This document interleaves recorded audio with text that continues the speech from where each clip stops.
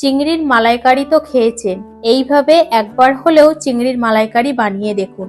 আগের সব রেসিপি ভুলে এই রেসিপিটার কথাই সবার আগে মনে পড়বে পরবর্তীতে যখন চিংড়ির মালাইকারি বানাবেন। নমস্কার বন্ধুরা, ভাই বোনের হেসেল ঘরে সবাইকে স্বাগত। আজ আমি একদম নতুন পদ্ধতিতে দেখাবো বাগদা চিংড়ির মালাইকারির রেসিপি। ভিডিওটিকেও স্কিপ করবেন না, পুরো ভিডিওটি দেখার জন্য অনুরোধ রইল। চিংড়ি মালাইকারি বানানোর জন্য এখানে আমি 400 গ্রাম নিয়েছি বাগদা চিংড়ি। চিংড়িগুলো কিন্তু খুব বড় সাইজও না, আবার একেবারে ছোট না, মিডিয়াম সাইজ। এই যে চিংড়িগুলোকে আমি আগে থেকেই মাথা কেটে এবং এর ভেতরে একটা শিরা থাকে, সেই শিরাটা বাদ দিয়ে ভালোভাবে পরিষ্কার করে ধুয়ে নিয়েছি। আর এখানে নিয়েছি একটা মাঝারি সাইজের নারকেল, ভালোভাবে কুড়িয়ে গরম জল দিয়ে ভালোভাবে দুধটাকে বার করে নিয়েছি। যেহেতু আগেই বলেছি আজকের মালাইকারিটা একটু স্পেশাল, সেই জন্য এই রেসিপির জন্য আমি একটা স্পেশাল মশলা বানাবো। তার জন্য নিয়ে নিলাম একটা ব্লেন্ডার জার। এবার ব্লেন্ডার জারের মধ্যে আমি দিয়ে দেব 1 চামচ কালো সর্ষে, 1 চামচ সাদা সর্ষে, 1 চামচ পোস্ত, 1 চামচ সাদা তিল, দিয়ে দেব সামান্য একটু লবণ। সব কিছু আমি গুঁড়ো করে নেব। সব উপকরণগুলো আমি গুঁড়ো করে নিয়েছি। এবার এর মধ্যে অ্যাড করব আরো কিছু উপকরণ। সবার প্রথমে দিয়ে দেবো 6টা কাঁচা লঙ্কা। এখানে আমি 400 মাছের জন্য 6টা লঙ্কা দিয়েছি, আপনারা চাইলে কম বেশি করতে পারেন। 1.5 ইঞ্চি আদা স্লাইস, 5 থেকে 6 কোয়া রসুন, একটা মিডিয়াম মাপের পেঁয়াজ কুচি, একটা মাঝারি সাইজের টমেটো, দিয়ে দেবো সামান্য একটু জল। এবার সব উপকরণগুলোর একটা মিহি পেস্ট বানিয়ে নেব। সব মশলাগুলোর আমার একটা মিহি পেস্ট বানানো হয়ে গেছে। মশলাটা কিন্তু আমার রেডি। এবার আমি রান্নাটা শুরু করব। সবার প্রথমে আমি এই চিংড়ি মাছগুলো ভেজে নেব। তার জন্য গ্যাসে কড়াই বসিয়ে দিয়েছি, কড়াইটা গরমও হয়ে গেছে। এখন আমি এর মধ্যে দিয়ে দেবো 2 চামচ মতো সর্ষের তেল। আজকে রান্নাটা কিন্তু আমি সর্ষের তেলেই করব। তেলটা গরম হয়ে গেছে, এখন আমি এর মধ্যে চিংড়ি মাছগুলো দিয়ে দেব। দিয়ে দেবো 1/2 চামচ লবণ, 1/2 চামচ হলুদ গুঁড়ো। মাছগুলো সব ভালোভাবে তেলে ভেজে নেব লবণ হলুদ দিয়ে। 1 থেকে 1.5 মিনিট আমি মাছগুলো তেলে ভেজে নিয়েছি। খুব বেশি ভাজবো না, কারণ বেশি ভাজলে কিন্তু চিংড়ি মাছ শক্ত হয়ে যায়, খেতে ভালো লাগে না। সেই জন্য আমি 1 থেকে 1.5 মিনিট ভেজে নিয়েছি। এবার আমি এগুলো তেল থেকে তুলে নেব।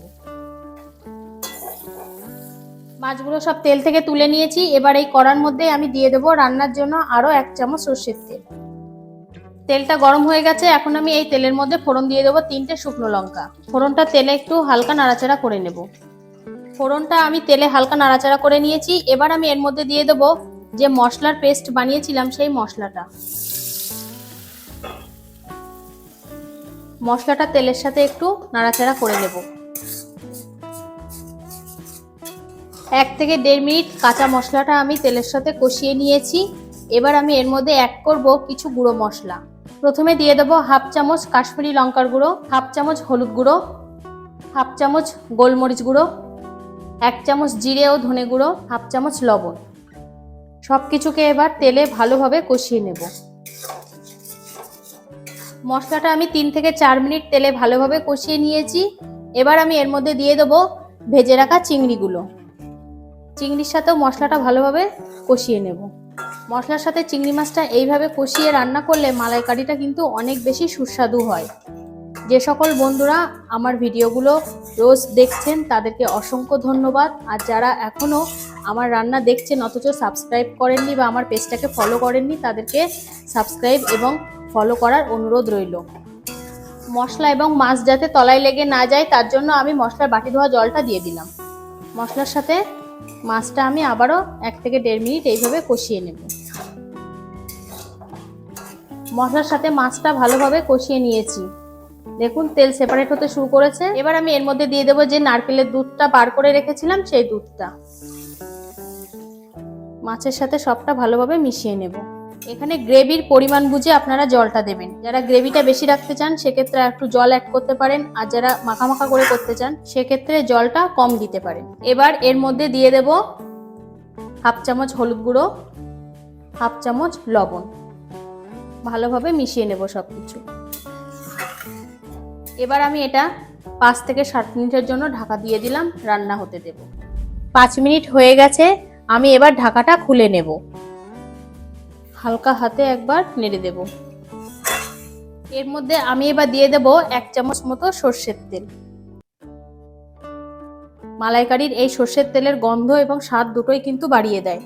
হালকা হাতে আবার তেলটা মিশিয়ে নেব। আবারও আমি 3 থেকে 4 মিনিট ফুটিয়ে নেব। আবারও আমি 3 থেকে 4 মিনিট ফুটিয়ে নিয়েছি। দেখুন গ্রেভিটা একদমই শুকিয়ে গেছে, তেল সেপারেট হতে শুরু করেছে।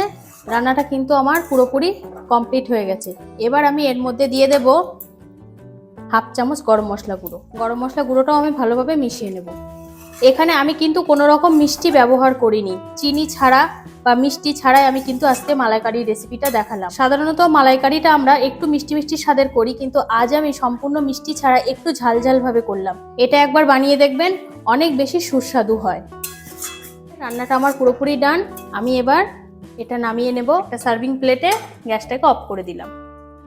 রেডি হয়ে গেছে আজকের রেসিপি বাগদা চিংড়ির মালাইকারি। এটা এখন গরম গরম ভাতের সাথে খেতে কিন্তু অসাধারণ লাগবে। যারা এতক্ষণ আমার ভিডিওটি দেখলেন তাদেরকে অনুরোধ করছি অবশ্যই এইভাবে বাড়িতে ট্রাই করুন এবং কেমন হলো অবশ্যই কমেন্ট করে জানাবেন। আজকের রেসিপিটা তাহলে এই পর্যন্ত।